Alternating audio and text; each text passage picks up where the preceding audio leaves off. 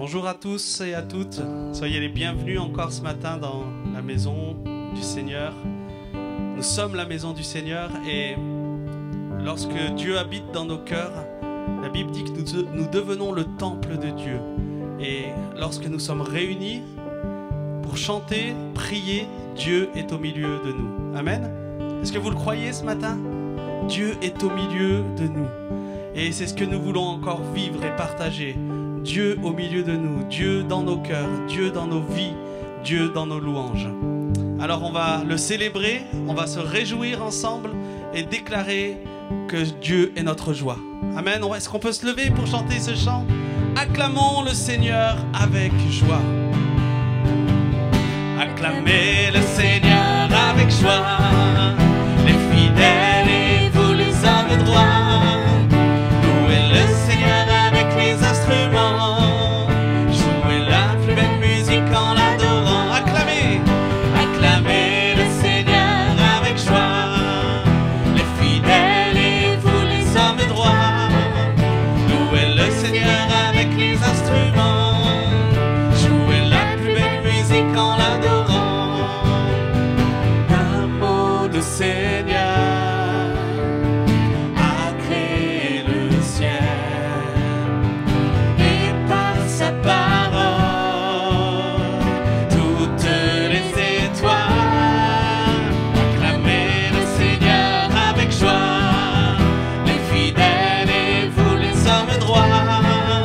Louez le Seigneur avec les instruments, jouez la plus belle musique en l'adorant. Acclamez, acclamez le Seigneur avec joie, les fidèles et vous les hommes droits.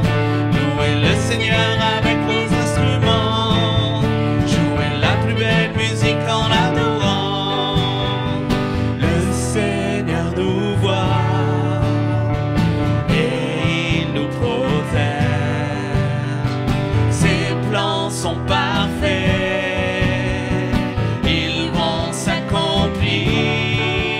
Acclamez le Seigneur avec joie, les fidèles et vous les hommes droits.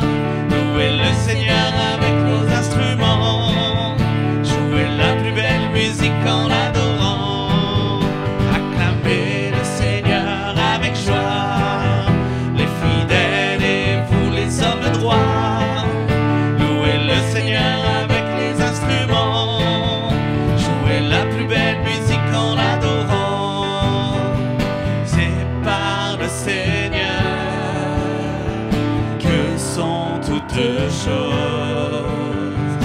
Il a tout créé par sa volonté.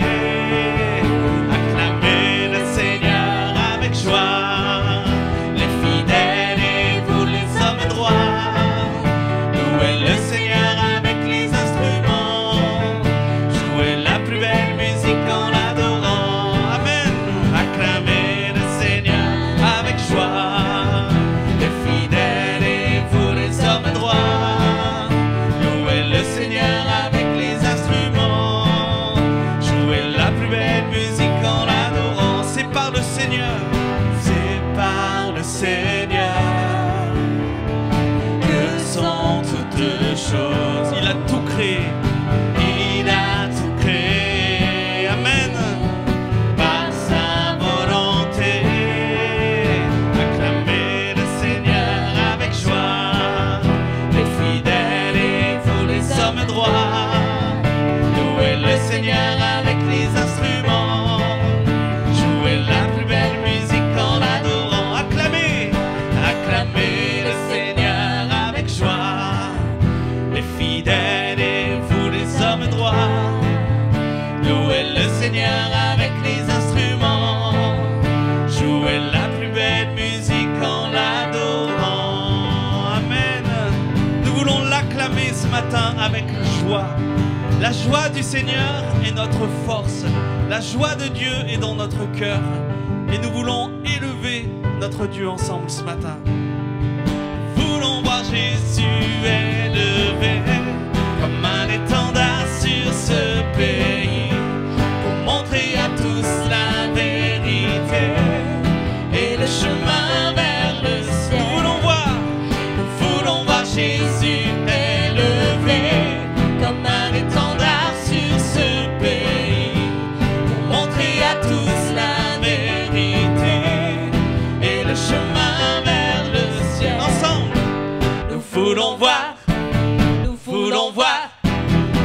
voulons voir Jésus élevé. Nous voulons voir, nous voulons voir, nous voulons voir Jésus élevé. Pas à pas allant de l'avant, peu à peu gagnant du terrain.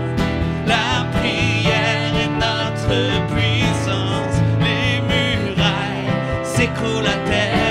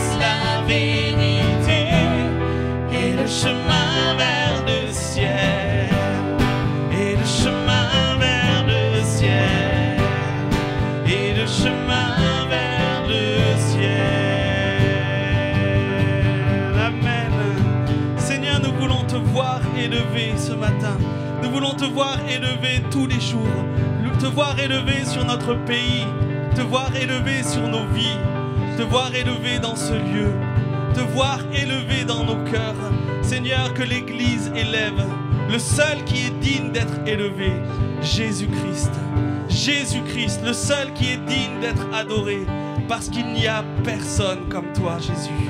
Il n'y a personne qui soit comme toi. Aucun autre Dieu n'est ressuscité.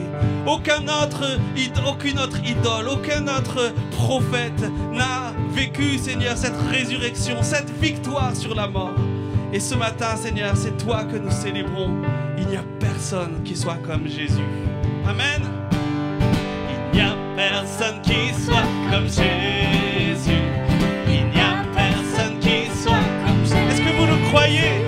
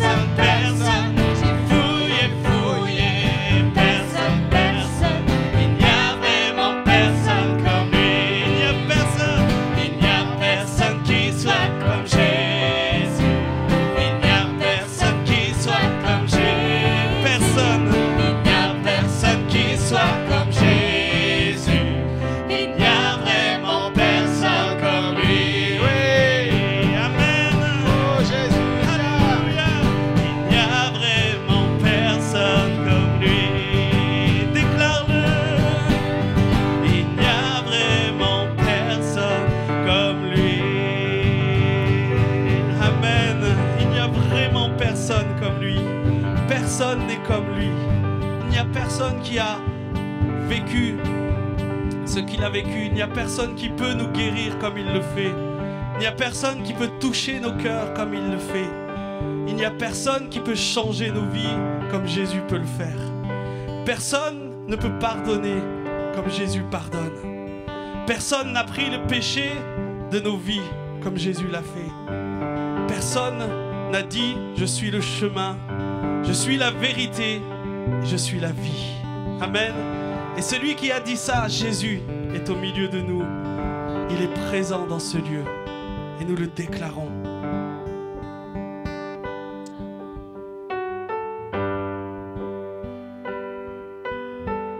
Il est présent au milieu de nous. Et nous voulons l'adorer parce que lui seul est digne. La Bible nous dit que Jésus est Dieu. Il est au milieu de ceux qui le louent, de ceux qui l'adorent. Jésus est digne d'être adoré parce qu'il est Dieu. Il est le Fils de Dieu, mais il est Dieu. Digne d'être adoré, digne d'être glorifié, digne d'être élevé. Ce matin, nous voulons élever le nom de Jésus au-dessus de tous les noms. Nous voulons adorer le nom de Jésus, qui seul peut restaurer les cœurs, qui seul peut guérir, qui seul peut pardonner, qui seul peut libérer, qui seul donne la vie. Jésus a dit, je vous donne la vie, et je vous donne la vie en abondance. Oh, ce Jésus est là au milieu de nous, nous voulons l'adorer. Tu es là, présent parmi nous. Je t'adore, adorons-le. Oui, je t'adore. Tu es là, présent parmi nous. oui, Je t'adore, adorons-le. oui, je t'adore. Oui, tu es là, agissant parmi nous. Je t'adore, je t'adore. Jésus est là, Tu es il agit au milieu de nous. agissant par Il agit là où vous vous trouvez, même devant je votre écran aujourd'hui. Je t'adore. Tu ferais un chemin, Seigneur. Tu ferais un chemin au Père des miracles. Tu tiens tes promesses, lumière dans les ténèbres, mon Dieu. C'est ce que tu es. Déclarons-le. Tu ferais un chemin. tu ferais un chemin Au Père des miracles, tu tiens tes promesses, lumière dans les ténèbres, mon Dieu, c'est ce que tu es. Déclare-le, tu ferais, Seigneur, un chemin. Tu ferais un chemin au Père des miracles, tu tiens tes promesses, lumière dans les ténèbres, mon Dieu, c'est ce que tu es. Est-ce que tu le crois? Tu ferais un chemin. Tu ferais un chemin Au Père des miracles, tu tiens tes promesses, lumière dans les ténèbres, mon Dieu, c'est ce que tu es. Tu es là, présent parmi nous. Est-ce que vous le croyez ce matin? Je t'adore, Oui, Seigneur, je t'adore. je t'adore. Oh, Tu es là, tu restes dans les cœurs brisés. Je t'adore, je t'adore. On va le redire, Seigneur, tu es là, tu es là, présent parmi nous. présent parmi nous. Je t'adore, Je t'adore, oh Jésus. oui, je t'adore. Tu es là, tu restes dans les cœurs brisés. Oui, je t'adore, alléluia. Oui, je t'adore. Tu ferais un chemin, tu ferais un chemin au Père des miracles. Tu tiens tes promesses, lumière dans les ténèbres, mon Dieu, c'est ce que tu es. Déclarons-le ensemble de tous nos Tu cœurs. ferais un chemin Au Père des miracles, tu tiens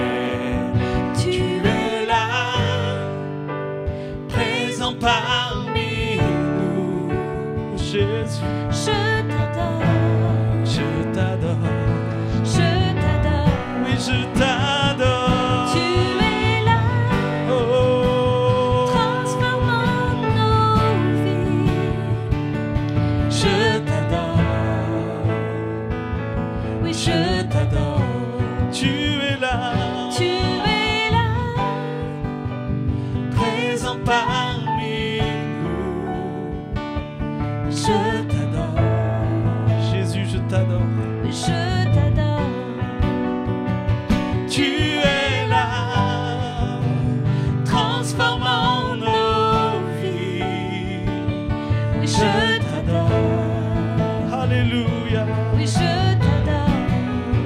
Tu ferais un chemin. Tu ferais un chemin au Père des miracles. Tu tiens tes promesses, lumière dans les ténèbres. Mon Dieu, c'est ce que tu es. Oh, Tu ferais un chemin au Père des miracles. Tu tiens tes promesses, lumière dans les ténèbres. Mon Dieu, c'est ce que tu es. de tous nos cœurs, nous chantons, Seigneur, tu es. Tu ferais un chemin Tu au fais des Père miracles. miracles. Tu tiens tes promesses. Lumière dans les ténèbres. Mon Dieu, c'est ce que tu es. Tu ferais un chemin. Tu ferais un chemin au Père des miracles. Tu tiens tes promesses, lumière dans les ténèbres. Mon Dieu, c'est ce que tu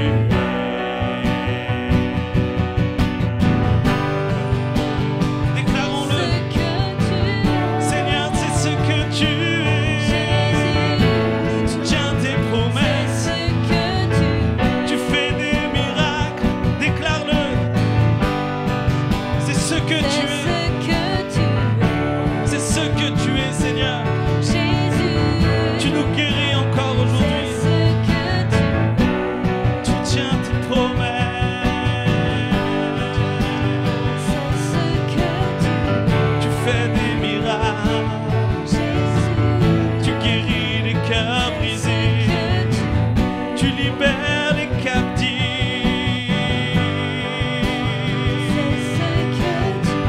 Tu n'as pas changé, Seigneur. Nous t'adorons, Seigneur Jésus. Adorons-le. C'est ce qu'il est. C'est ce que tu es, Seigneur, dans ma vie. Est-ce que tu peux le dire avec Noménie? C'est ce que tu es dans ma vie, Seigneur. C'est ce que tu es. Il y a tellement de mensonges sur toi, tellement de choses fausses que les gens disent. Certains disent que tu n'es qu'un prophète. Certains disent que tu n'existes pas.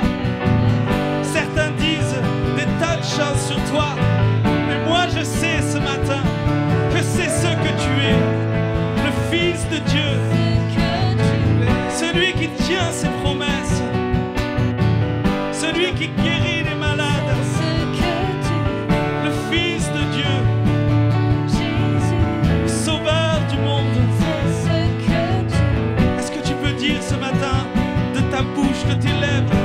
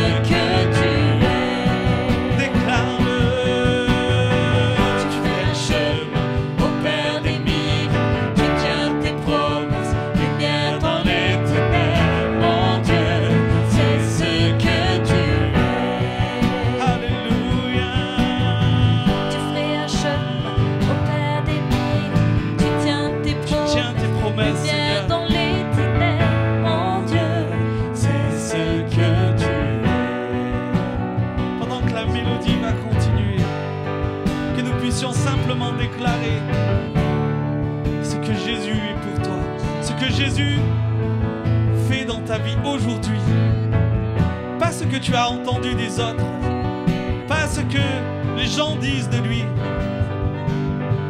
mais ce que Jésus peut faire ce matin, ce qu'il fait dans ta vie concrètement, parce qu'il est vivant, parce qu'il est présent. Il est là au milieu de nous, présent au milieu de nous.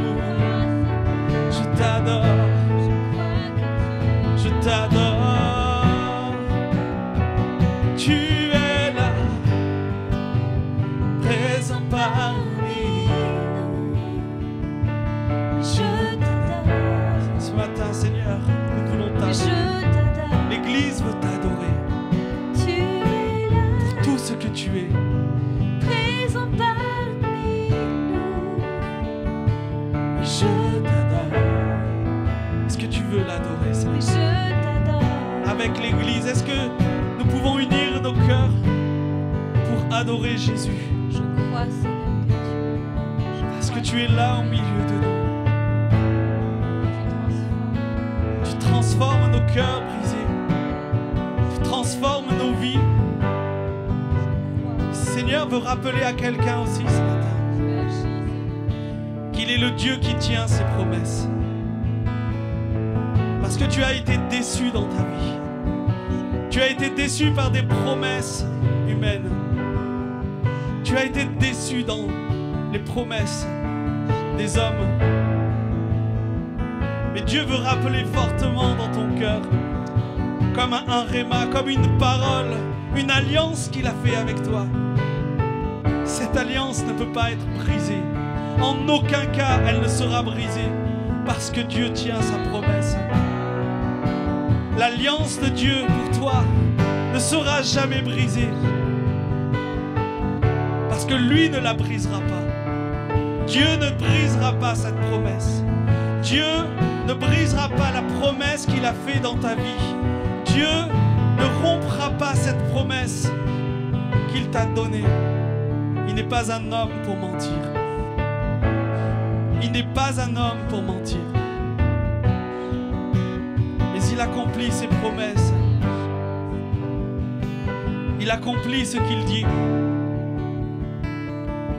Et ce matin, il veut t'amener à comprendre cela, à le connaître. Lui, il n'y a pas de compromis avec Dieu.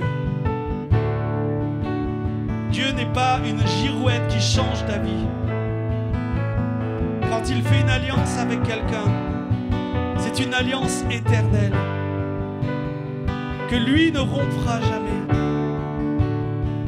que lui ne brisera jamais. Alors adore-le simplement. Tu es là, présent parmi nous. Je t'adore, oui, je t'adore. adore-le. Tu es là, Présent parmi nous. je t'adore. Oui, je t'adore. Je t'adore. Je t'adore.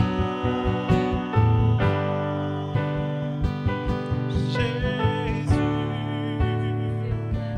je t'adore. Oui, je t'adore. Kuria mama yondoro samandolo. Ki mama yandolo. Shikara mama yoru enya mama yandolo. Réalisons ce matin, ce n'est pas une religion, ce n'est pas quelque chose d'habituel que nous faisons.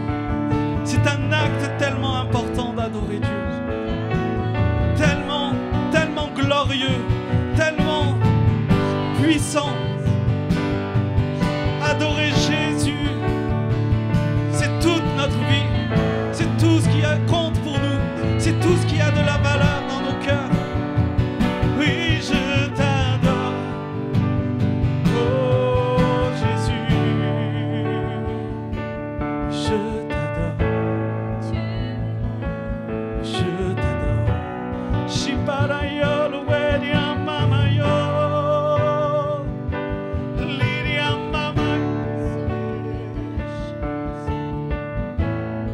reconduisons sa grandeur au milieu de nous, sa sainteté,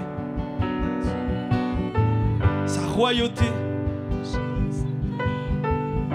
sa puissance, mais aussi son amour, sa souveraineté. Présent parmi nous, il est là au milieu de nous.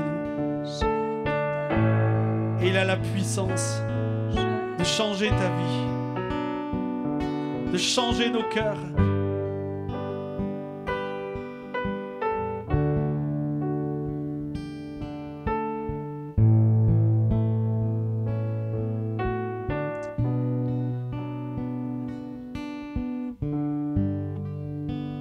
Merci Seigneur pour ta présence au milieu de nous. Merci pour ta puissance Seigneur. Merci parce que tu es là et nous pouvons t'adorer, Seigneur.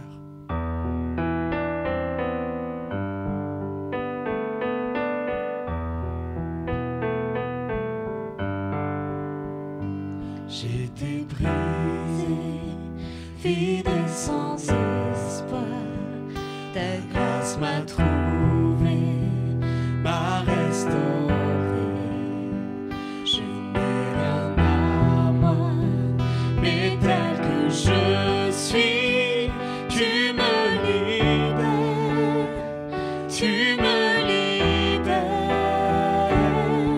Grâce infinie de notre Dieu, qui un jour m'a sauvé. Oh, oh, j'allais errant de lieu en lieu, quand tu m'as retrouvé. Et maintenant je vois l'amour, la grâce dans tes yeux, donnant ta vie pour moi,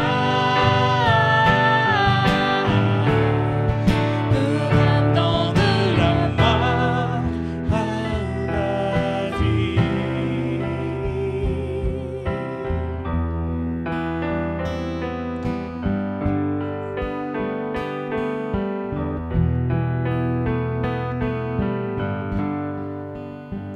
Tu prends nos échecs, tu prends nos faiblesses, tu places ton trésor dans des vases d'argile. Oh, prends mon cœur, Père, je veux te servir pour que tout soit ta vie en moi.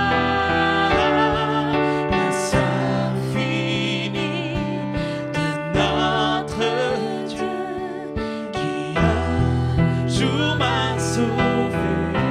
Amen. Oh, oh, j'allais errant de lieu en lieu, quand tu m'as retrouvé. Et maintenant je vois, Ouvre tes yeux ce matin et vois l'amour, la grâce de Dieu pour toi. dans tes yeux, donnant ta vie pour moi, me ramenant de la mort à la vie.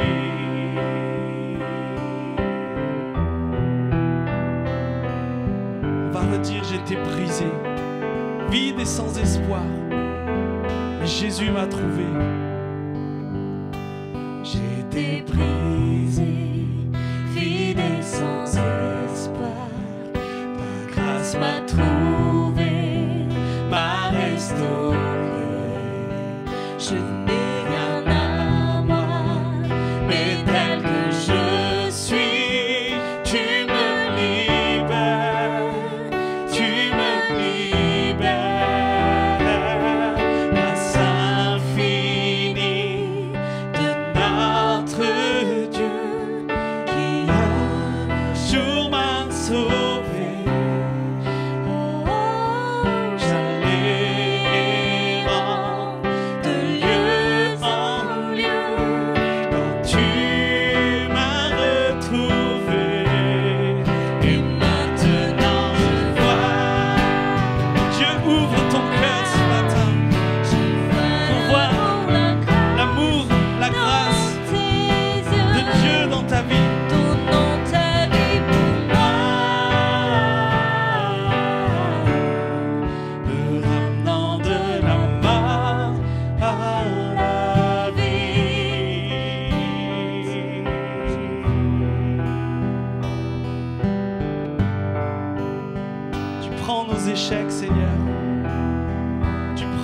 faiblesses.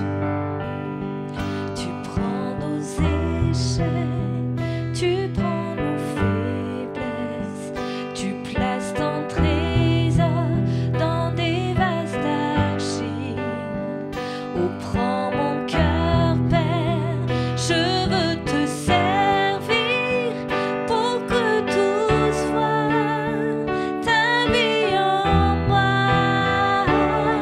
Grâce infinie de notre Dieu qui un jour m'a sauvé.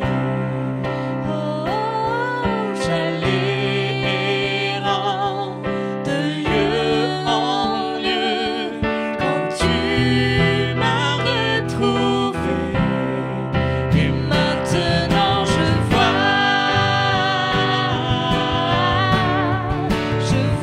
l'amour, la grâce dans tes yeux, donnant ta vie pour moi.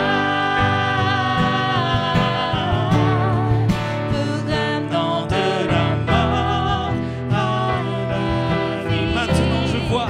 Et maintenant je vois. Dieu est en train d'ouvrir ton cœur.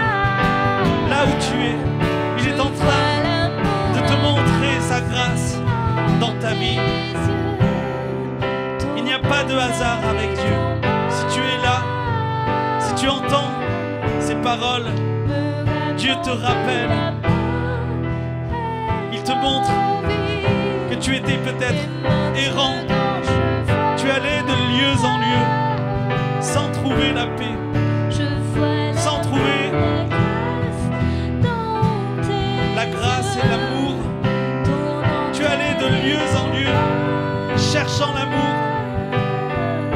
Mais Jésus te dit ce matin, je suis l'amour, je suis le chemin, je suis la vérité, je suis la vie. Tu peux courir de lieu en lieu, mais là où tu auras la source d'eau vive, c'est dans ma présence. Alors viens ce matin, viens à moi, viens boire de l'eau de la vie que je te donnerai. Viens boire de l'eau de la vie éternelle. Viens t'abreuver ce matin à ma présence. Arrête de courir de lieu en lieu. Arrête de chercher à droite, à gauche, dans toutes les choses que procure ce monde. Rien n'étanchera ta soif. Rien n'étanchera ta soif.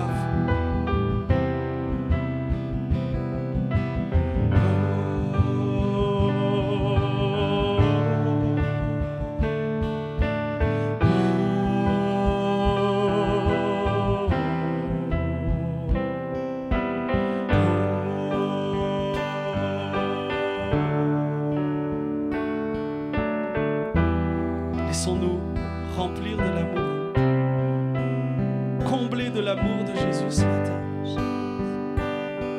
Merci Jésus, parce que tu nous aimes tellement, quelles que soient nos erreurs, quelles que soient nos faiblesses,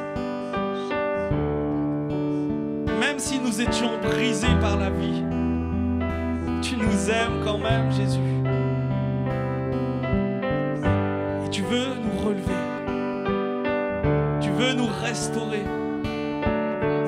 tu veux nous guérir et nous apporter la vie en abondance. Merci Jésus, merci pour ta présence ce matin.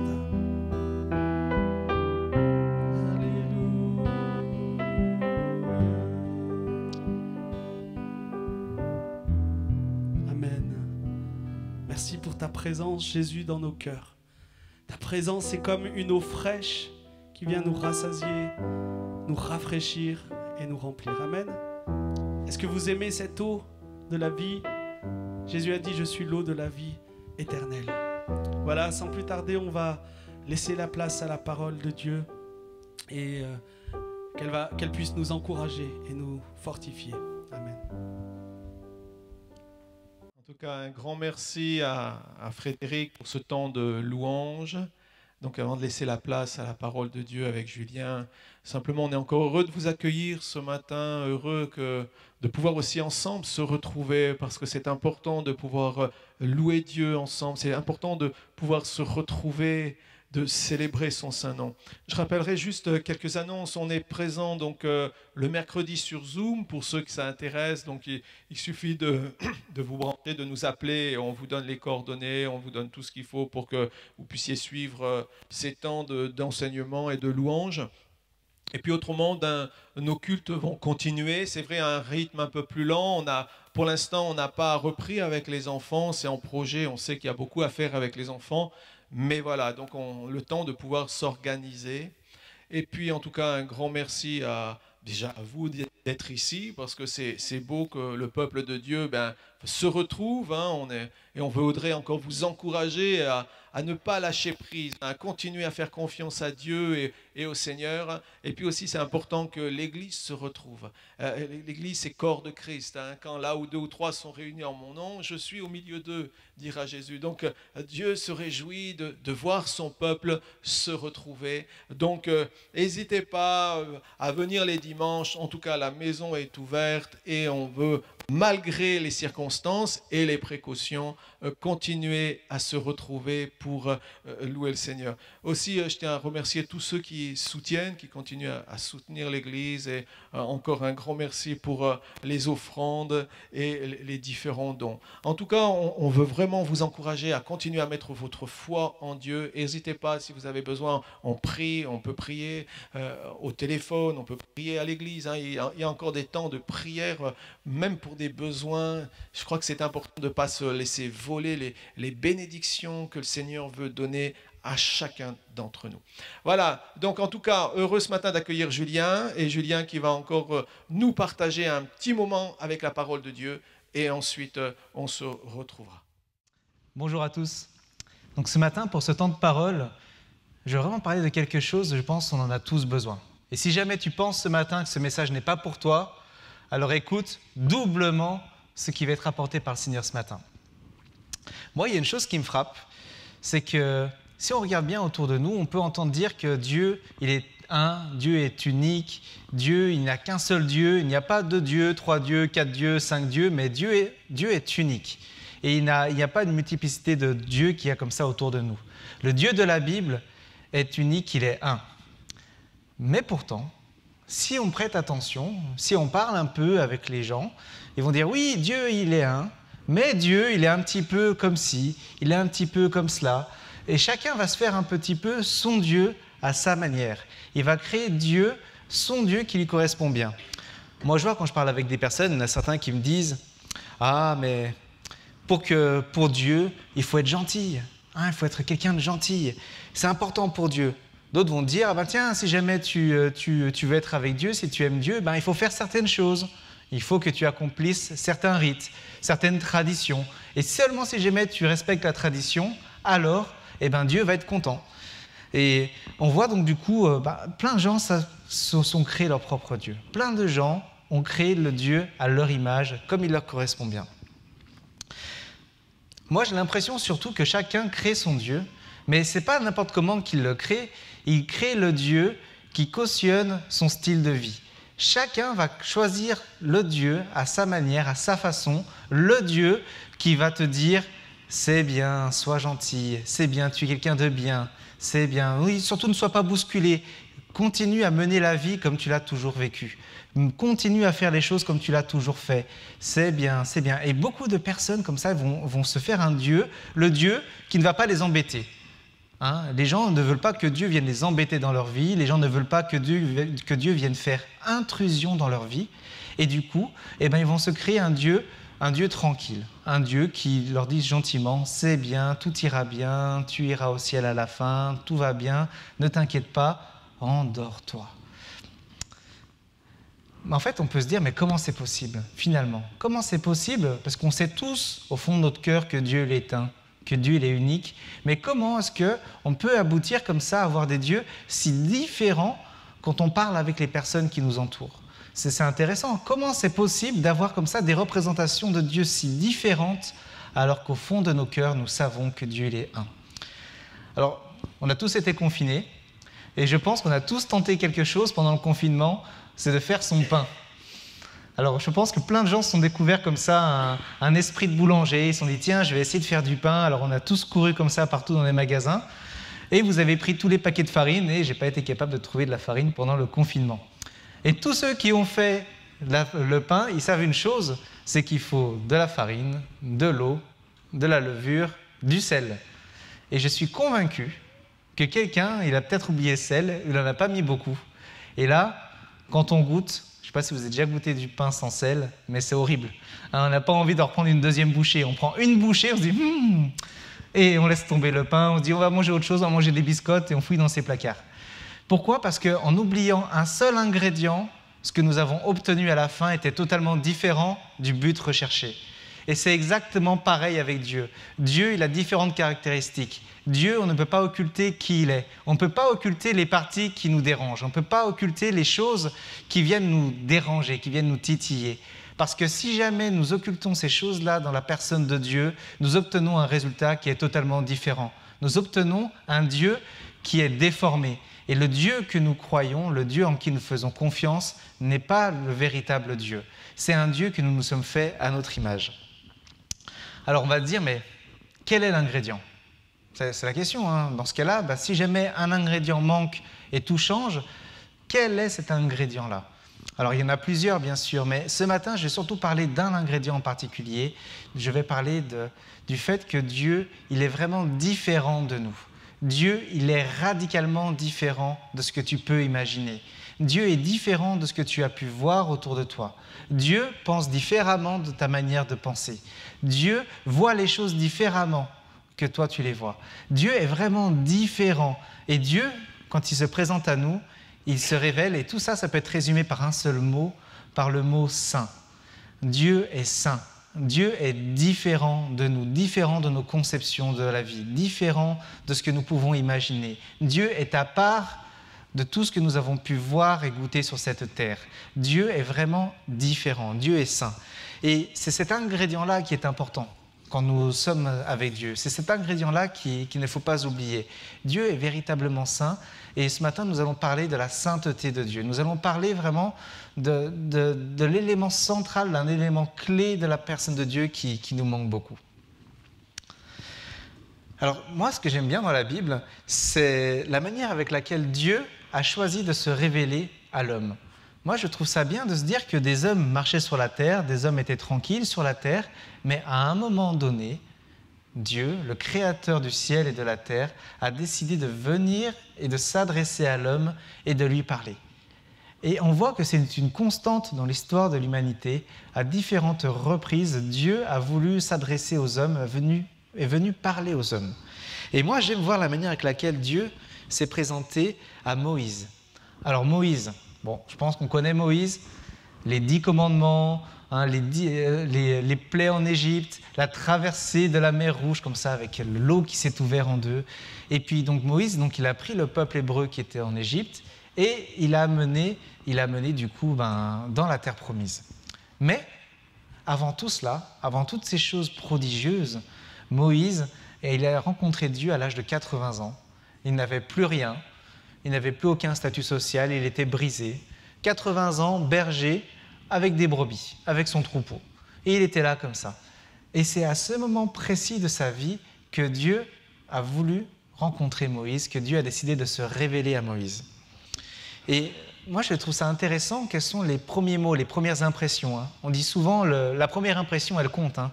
La première manière de voir quelqu'un, la première impression est toujours importante. Est-ce que vous savez quelle est la première chose que Dieu a dit à Moïse quand il l'a rencontré ? Il lui a dit dans Exode 3, verset 5, « Ne t'approche pas d'ici, ôte tes souliers de tes pieds, car le lieu sur lequel tu te tiens est une terre sainte. » Alors on va dire, ok, mais c'est quoi le rapport ? Alors Dieu il dit que la terre elle est sainte, mais ça ne veut pas dire que la terre elle est sainte parce que la terre qui est par terre elle est spéciale.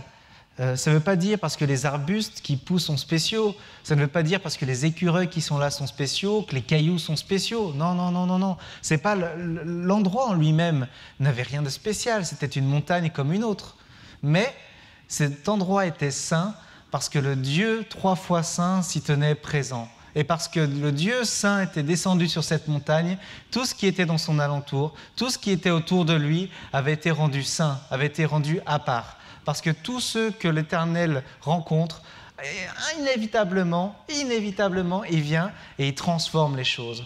Et il te met à part. Et il te transforme, et il te transforme en quelqu'un de nouveau, une nouvelle personne.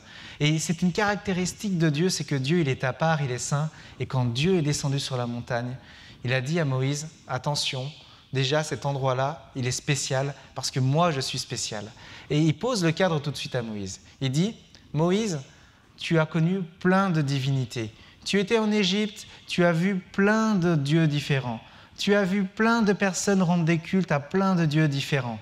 Mais il dit, mais là, aujourd'hui, maintenant, tu es face à moi et moi, je suis différent, je suis saint par rapport à tout ce que tu as pu voir avant. Ôte les sandales de tes pieds et viens vers moi. Bien-aimé, c'est important de savoir que la sainteté de Dieu, ce n'est pas une option.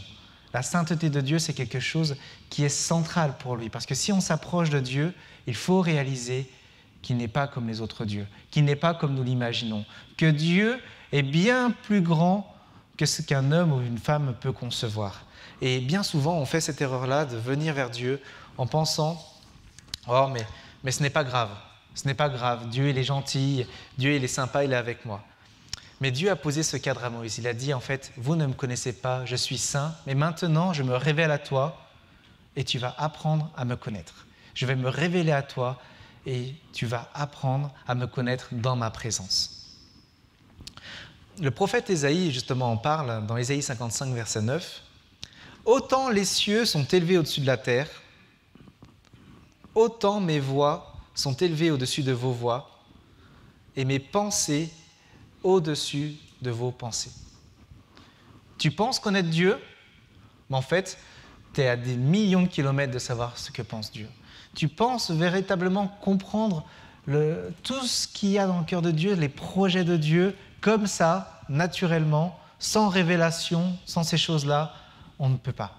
On ne peut pas, parce que Dieu, il est saint, il est à part, et on ne peut pas le cerner comme ça aussi facilement. Alors, on va se dire, oui, mais bon, d'accord, Julien, c'est bien, mais moi, je suis chrétien, j'ai été baptisé, je connais le Seigneur, je suis vraiment le Christ. Je n'ai pas... Ça c'est bien pour les gens qui ne connaissent pas le Seigneur, mais pour moi. Et moi, je trouve ça intéressant, c'est qu'en fait, dans la Bible nous parle, hein, et dans l'Ancien Testament, la Bible nous parle aussi. Hein, la Bible nous parle du début à la fin. Et même dans les passages qui sont historiques, on les lit comme ça, ils sont historiques. On peut se dire, c'est bien, c'est un livre d'histoire, je pourrais le raconter à ma prof d'histoire géo quand je la reverrai. Mais non, en fait, même dans des passages historiques, Dieu veut s'adresser à nous. Il y a des leçons que nous devons tirer de la parole de Dieu. Mais pour cela, il faut prendre le temps de se poser. Et moi, ce que j'aime bien, c'est que souvent, dans l'Ancien Testament, quand on parle du peuple de Dieu, on parle du peuple hébreu. Et ce qui est arrivé au peuple hébreu est une image pour nous enseigner. L'histoire du peuple hébreu est un avertissement aussi pour nous des choses qui peuvent nous arriver suivant les différentes voies que l'on va suivre. Et moi, ce que j'aime bien, c'est que le peuple hébreu, quand il est sorti d'Égypte avec Moïse, ils sont partis d'Égypte, ils sont arrivés juste avant à une grande montagne, au mont Sinaï, et là, Dieu a dit « Je vais rencontrer mon peuple ». Et à cet instant-là, donc du coup, il y a Moïse qui est là, donc le peuple a vu la gloire de Dieu descendre. La gloire de Dieu est descendue sur la montagne. Et là, la montagne a tremblé. Et puis après, Moïse est rentré dans la présence de Dieu parce que Dieu avait des choses à lui montrer.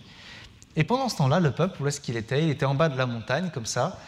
Et la Bible nous dit que Moïse est resté comme ça 40 jours. C'est long, 40 jours. Hein. Si je vous dis, vous allez attendre 40 jours, vous allez trouver le temps long. Hein. Ce n'est pas 1 heure, ce n'est pas 40 minutes, c'est vraiment, vraiment, vraiment long.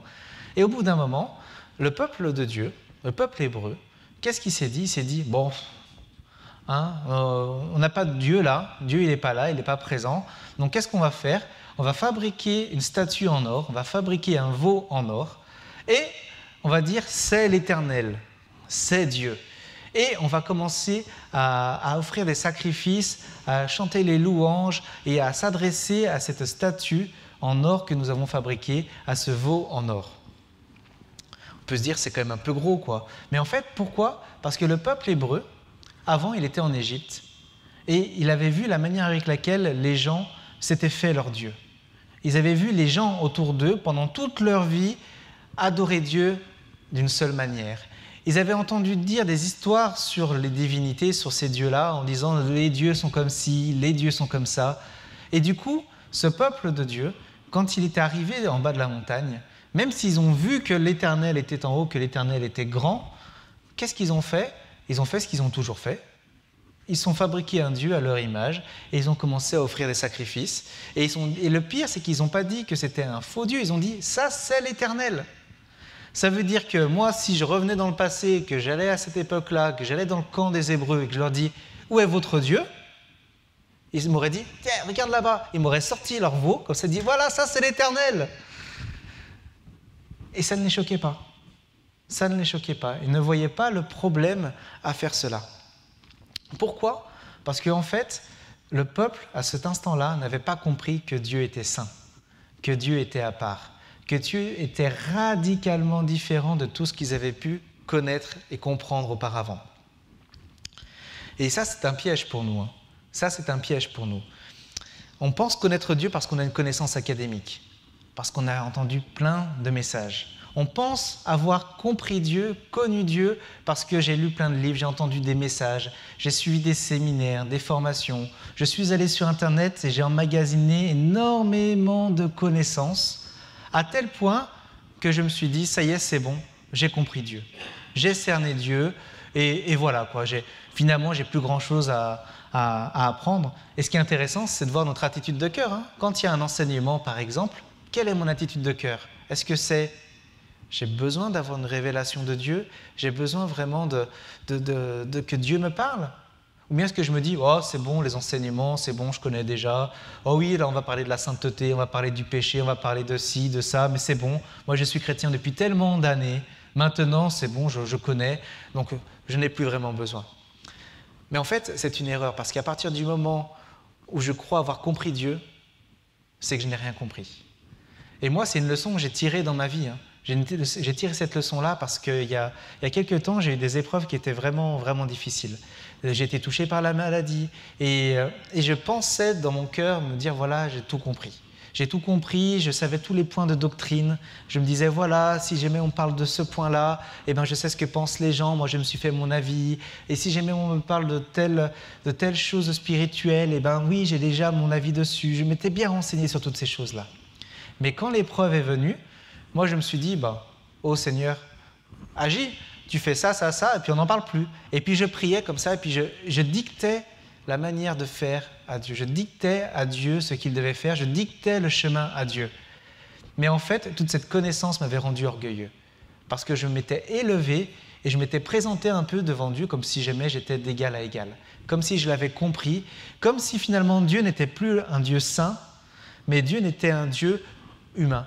Parce qu'à partir du moment où moi, en tant qu'être humain, j'ai compris, j'ai cerné Dieu, à partir du moment où moi, humain, je me suis dit, voilà, dans mon intelligence, j'ai tout compris de Dieu, et bien en fait, Dieu n'est plus Dieu.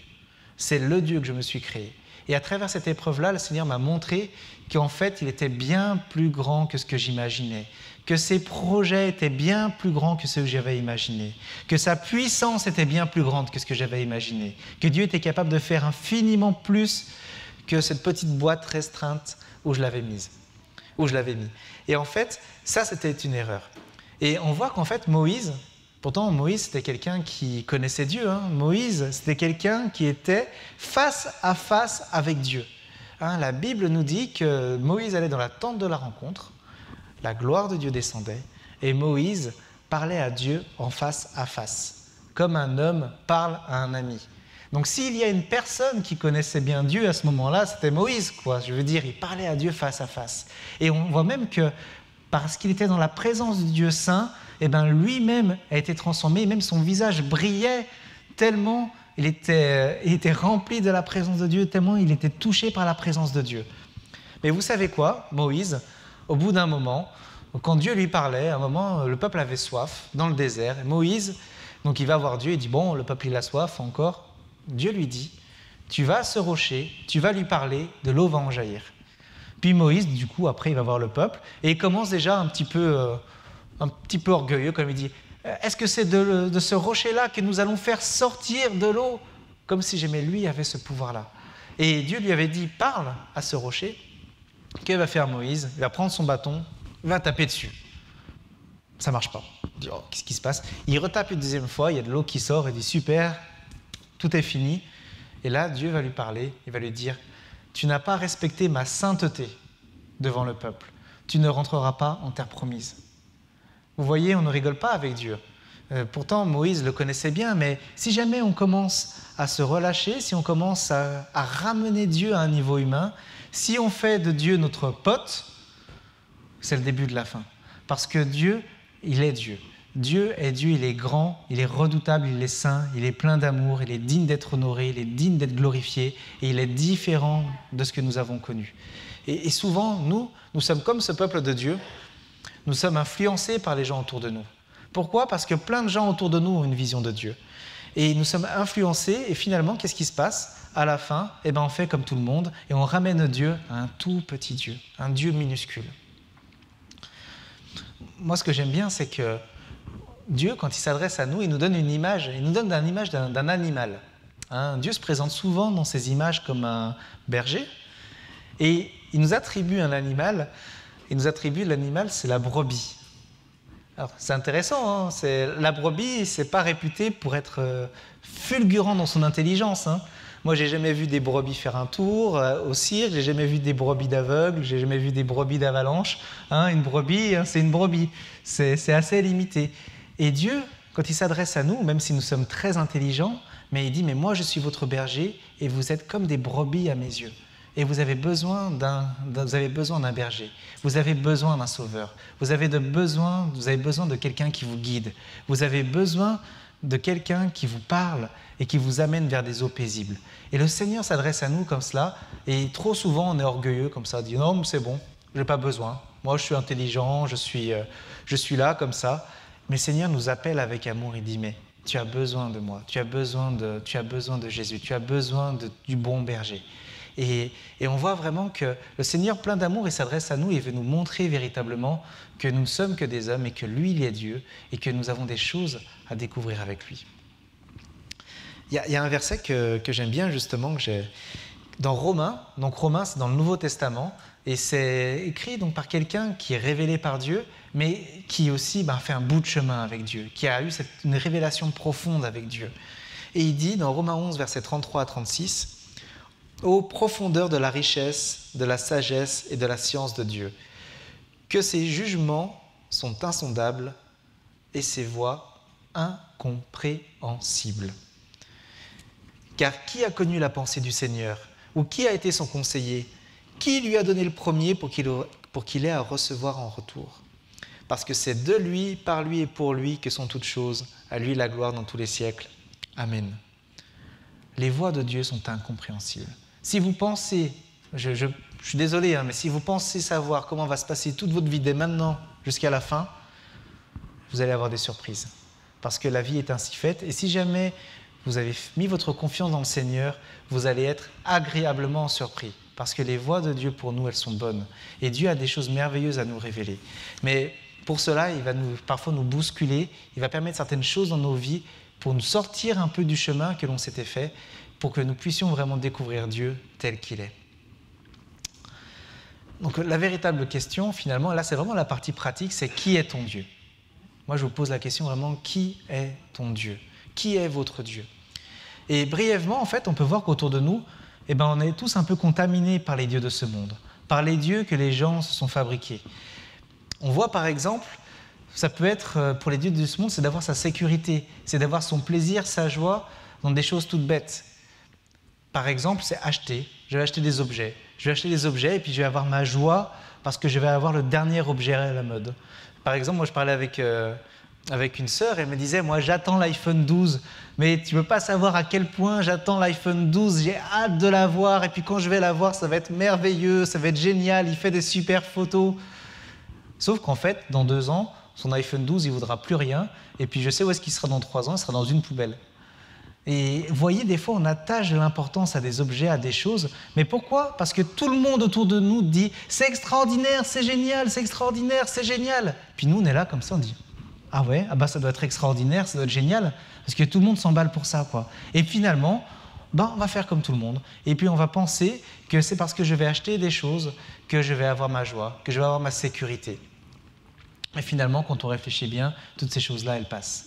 Ça peut être aussi les relations. Hein. Les gens vont dire « ah, c'est important d'avoir une bande de potes avec toi, une bande d'amis, et puis tu vas sortir, et puis tu vas t'amuser, et tu vas voir ça, c'est la vraie vie. » Sauf qu'en fait, toutes ces choses-là sont éphémères. Ces personnes avec qui nous sommes à un instant T, mais où seront-elles dans 5 ans? Hein? Qui sera véritablement fidèle dans le temps? On voit qu'en fait, dans la réalité, très peu. Il y a beaucoup de choses qui sont éphémères. Et même au-delà de ça, hein, moi je vois, les dieux de ce monde, c'est les sensations. Je veux avoir des sensations fortes. Je veux vivre des choses fortes. Je veux aller à des concerts et vivre des choses fortes. Je veux vivre des choses, je vais voir des séries. Tout le monde me dit, c'est super cette série, tu vas la voir, elle va être géniale. Et tu vas voir, ça va être extraordinaire et tu vas voir, ça va être génial. Puis les gens vont dire, ah ben d'accord, j'y vais, ça doit être absolument génial. On y va, puis on dit, ah c'est bien écrit, c'est bien fait. Puis on va avoir des petits frissons à certains moments, on va pleurer à certains moments. Mais tout ça, ce ne sont que des émotions, c'est passager, ça passe. Et la preuve, c'est que si je vous demande la saison que vous avez vue il y a 5 ans, la série que vous avez vue il y a 5 ans, vous êtes incapable de me la raconter. Pourquoi? Parce que ça passe. C'est de l'instantané. Ce sont des choses passagères. Même l'argent, hein, l'argent peut se battre dur pour avoir de l'argent, peut travailler dur, mais finalement, quand on meurt, ça passe à quelqu'un d'autre. Tout cet argent qu'on a collecté pendant toute sa vie, ça passe à quelqu'un d'autre. Nous-mêmes, on ne peut pas en bénéficier quand on est mort. C'est fini et puis ça profite à d'autres et puis voilà. Même le travail, hein. Peut-être que ton travail, il est important. Peut-être que ton travail, pour toi, c'est vraiment, vraiment important. Tu trouves ton identité dans ton travail. Mais il y a 2 choses dans la vie hein, qui arrivent. La première, c'est le licenciement. Hein, et le travail, ça se perd. Ou bien ça peut être la retraite aussi, tout simplement.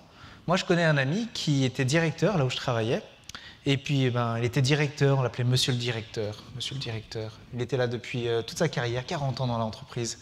Mais à la fin, quand il est parti à la retraite, pas de médaille. Rien ne reste. Après, il est rentré chez lui, dans sa maison, avec sa femme, son chien, et puis voilà.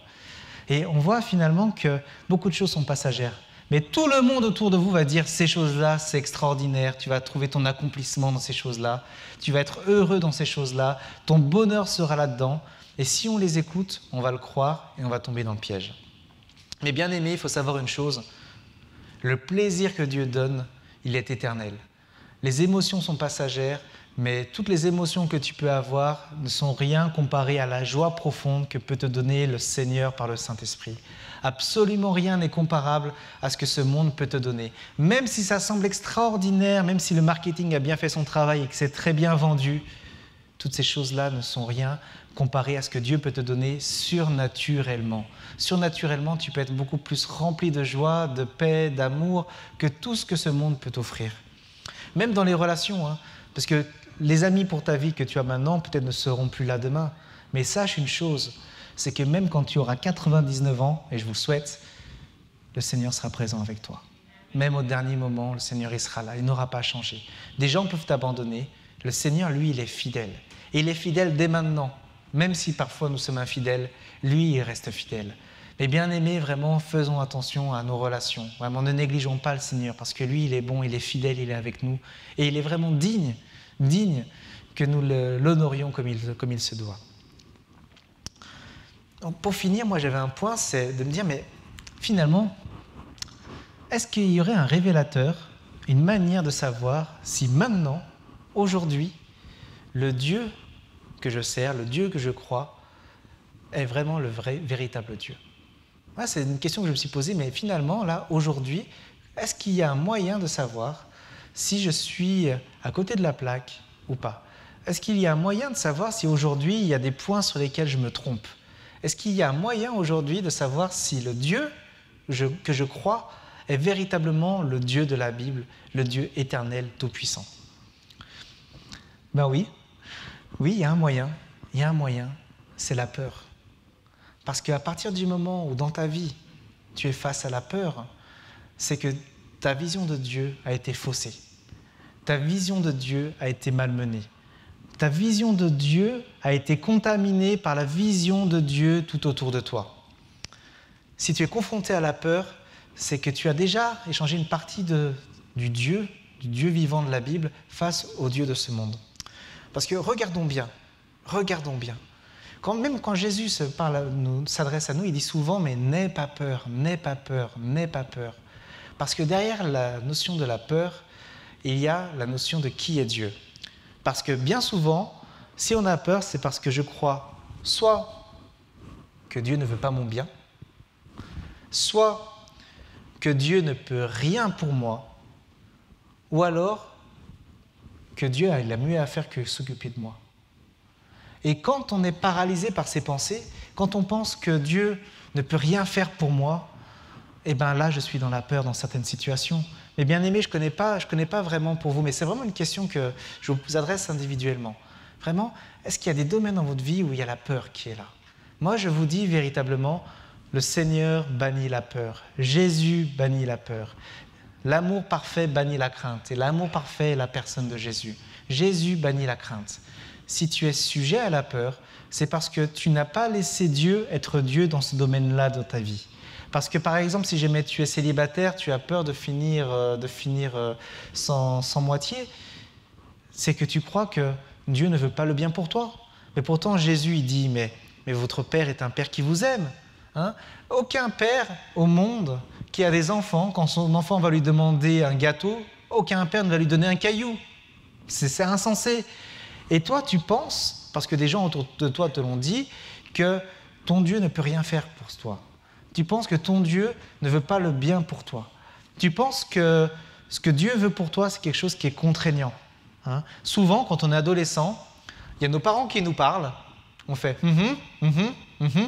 et puis dans notre cœur, on se dit « Non, mais en fait, j'ai pas envie de l'écouter, moi j'ai envie de faire autre chose. » Mais bien souvent, quand les parents parlent, c'est parce qu'ils ont de l'expérience et qu'ils veulent préserver leur enfant de quelque chose. Parce que les parents veulent leur bien. Et vraiment, même si ce sont des personnes faillibles, ce sont des personnes qui veulent le bien.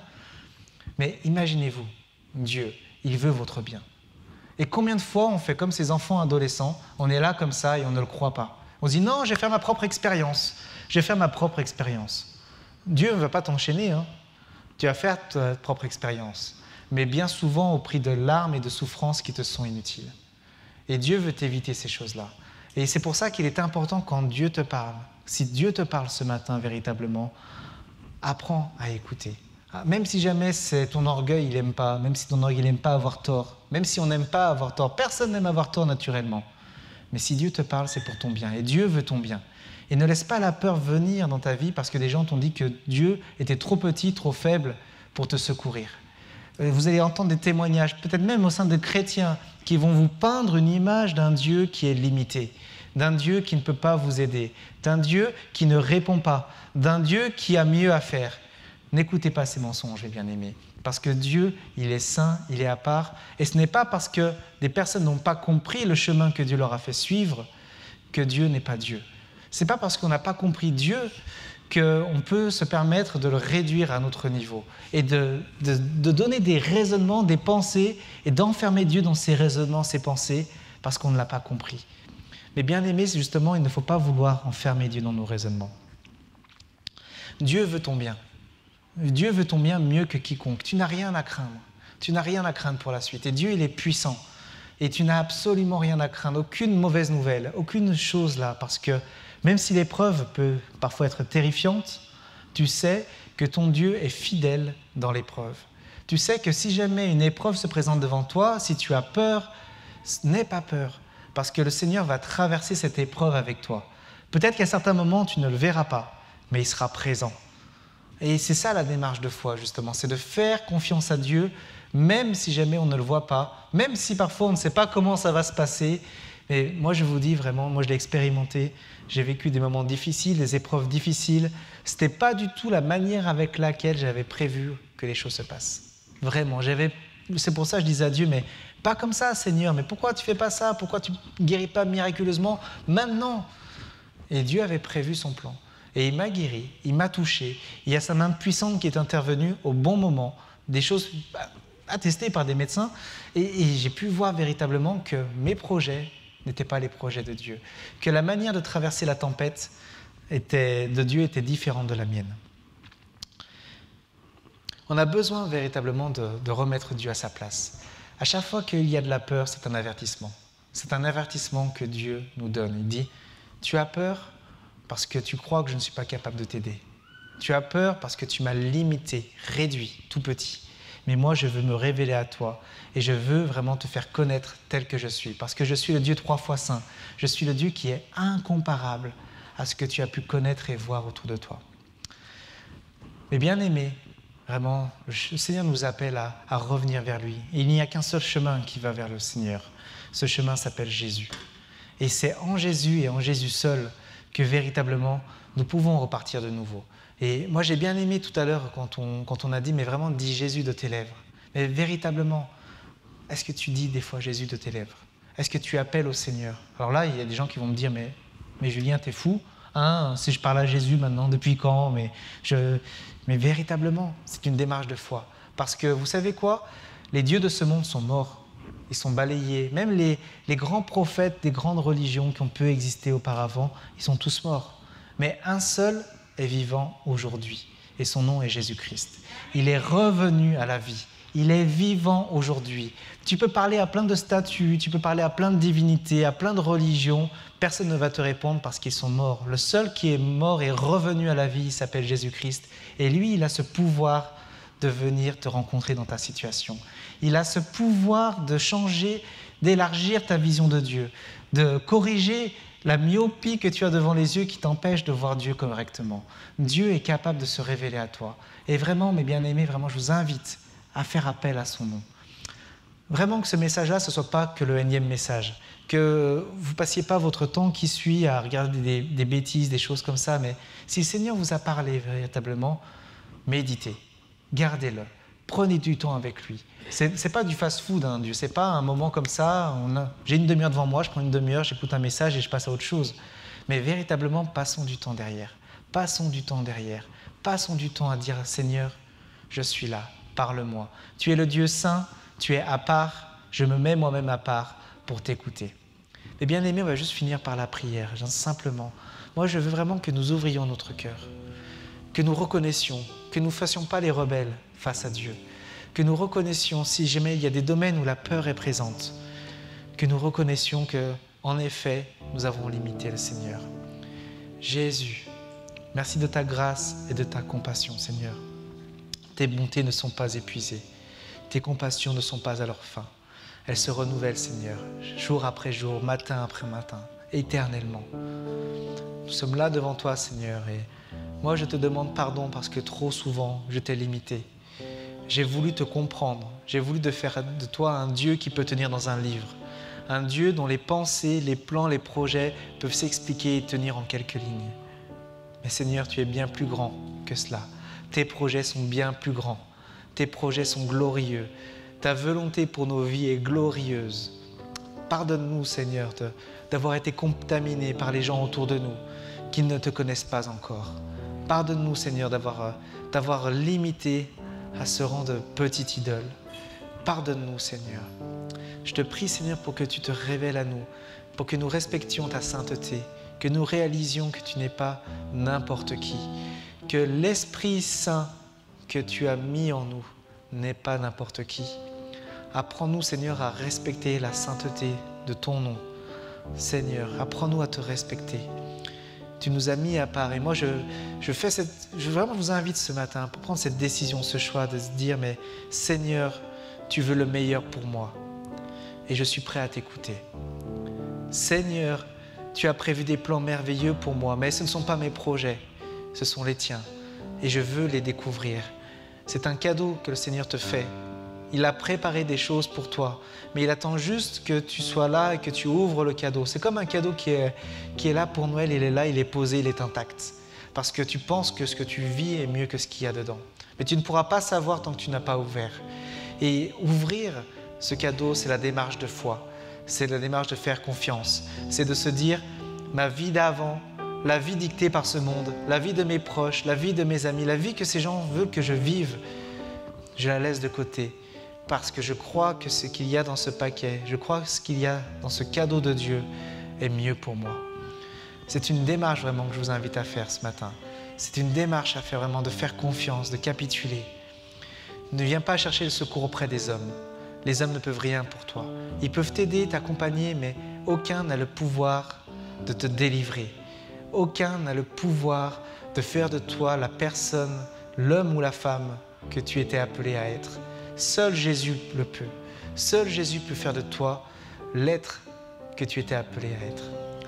Merci Seigneur encore pour tout ce que tu fais. Vraiment, je te prie pour que tu bénisses Seigneur vraiment. Que tu bénisses et que tu fasses grâce Père pour ce message qui est bien imparfait par rapport à qui tu es. À toi la gloire Seigneur Jésus. Amen.